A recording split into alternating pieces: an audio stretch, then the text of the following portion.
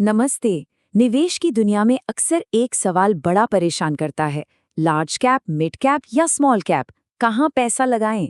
अगर ये सवाल आपके भी मन में है, तो आज इसका जवाब ढूंढते हैं। और हाँ, हम देखेंगे कि कैसे इन तीनों को मिलाकर एक दमदार इन्वेस्टमेंट टीम तैयार की जा सकती है। हाँ, यही वो सवाल है जो हर इन्वेस्टर को उलझा देता है। लार्ज कैप, मिड कैप या फिर स्मॉल कैप। अक्सर लोग सोचते हैं कि इनमें से कोई एक बेस्ट होगा, लेकिन क्या सच में ऐसा है? या फिर असली कहानी कुछ और ही है? तो एक काम करते हैं, इस सवाल को ना एक बिल्कुल अलग एंगल से देखते हैं। जरा सोचिए, शेयर बाजार एक क्रिकेट टीम की तरह है। अब देखिए, किसी भी विनिंग क्रिकेट टीम में हर तरह के खिलाड़ी होते हैं, राइट?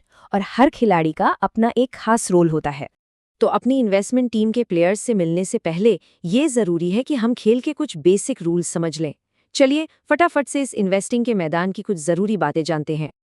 अच्छा, तो इस खेल का सबसे पहला और सबसे जरूरी रूल है मार्केट कैपिटलाइजेशन, या जिसे हम शॉर्ट में कहते हैं मार्केट कैप। अब ये क्या चीज़ है? देखिए, बहुत सिंपल है। ये किसी भी कंपनी के सारे शेयर्स की टोटल मार्केट वैल्यू होती है। मतलब इससे पता चलता है कि कोई कंपनी साइज में कितनी बड़ी है, छोटी है, मीडियम है या बहुत बड़ी। और इसी बेसिस पर कंपनियों को अलग अलग कैटेगरी में रखा जाता है। तो ये रैंकिंग करता कौन है? सेबी और एमफी के रूल्स के हिसाब से मार्केट कैप के आधार पर कंपनियों को रैंक किया जाता है। जो टॉप 100 सबसे बड़ी कंपनियां हैं, उन्हें हम कहते हैं लार्ज कैप। फिर 101 से लेकर 250 रैंक तक की जो कंपनियां हैं, वो कहलाती हैं मिड कैप।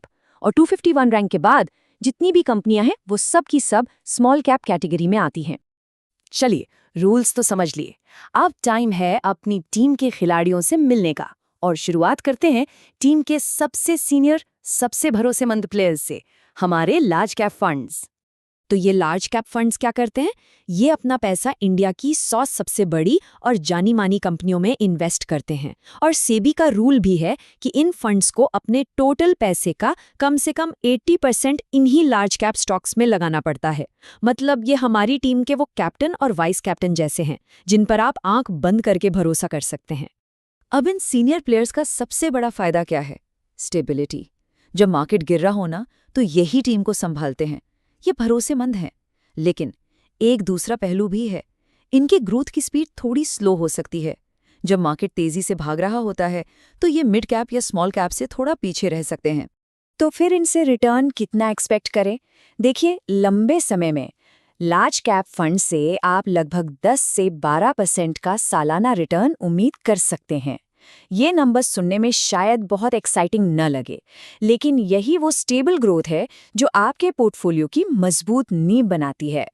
चलिए, सीनियर प्लेयर्स से तो मिल लिए। अब बारी है टीम के उन बैलेंस्ड मिडफील्डर्स की, जिनमें एक्सपीरियंस भी है और ग्रोथ का जबरदस्त पोटेंशियल भी। जी हाँ, हम बात कर रहे हैं मिड कैप फंड्स की। तो मिड कैप फंड्स, जैसा कि नाम से ही पता चल रहा है, ये उन कंपनियों में पैसा लगाते हैं जिनकी रैंकिंग 101 से 250 के बीच होती है। और यहाँ सेबी का रूल है कि इनको अपने टोटल पैसे का कम से कम 65% मिड कैप स्टॉक्स में ही लगाना है। ये टीम के वो भरोसेमंद प्लेयर्स हैं जो लगातार अच्छा स्कोर करते हैं और मैच को आगे बढ़ाते हैं। मिड कैप को ना ग्रोथ और सेफ्टी का एक स्वीट स्पॉट माना जाता है। ये लार्ज कैप से ज्यादा रिटर्न दे सकते हैं, लेकिन हाँ, इनमें रिस्क भी थोड़ा ज्यादा होता है। जब मार्केट में करेक्शन आता है, तो इन पर असर भी थोड़ा ज्यादा देखने को मिलता है।